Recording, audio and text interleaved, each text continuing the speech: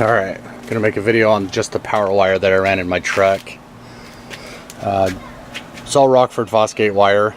I run a 0 gauge, the kind of a distribution block with the fuses in it. There's 2 fuses in the block, one for the sub amp, one for the 6-channel amp. Originally I only had 1 amp in the truck, and I ran a 4 gauge from the battery straight back to the amp. Decided to add a separate sub amp, and instead of pulling all the 4 gauge wire out, I just ran a 0 gauge to the block and then an extra 4 gauge to the rear of the truck. Use shrink wrap up at the connector and put some mesh cover over the wire just to make it look nicer with some more shrink wrap. Originally it just has the red insulated wire, if you've seen Rockford Fosgate wire. Connected to the battery, I actually had extra.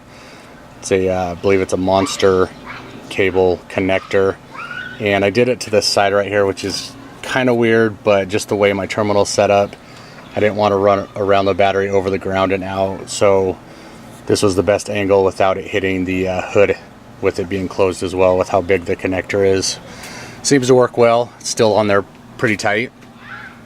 Went through the rubber grommet into the cab, and just as usual ran it through the I don't know what you'd call it, but it's under this step cap with the other wires all the way to the back. Comes up the side, and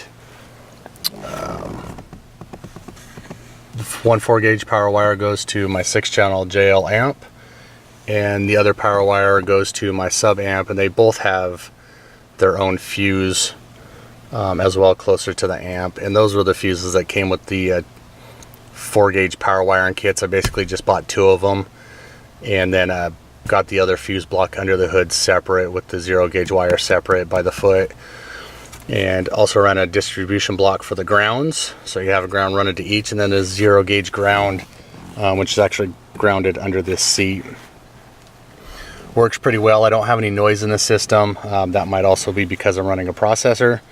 And the fix, I'll do videos on those separate, just to explain how I did that and the wiring I used. But hope this helps, give some ideas of different wiring options if you've got a truck like this, or even a car. Alright, stay tuned. I'll make some more videos about my audio system and what I did.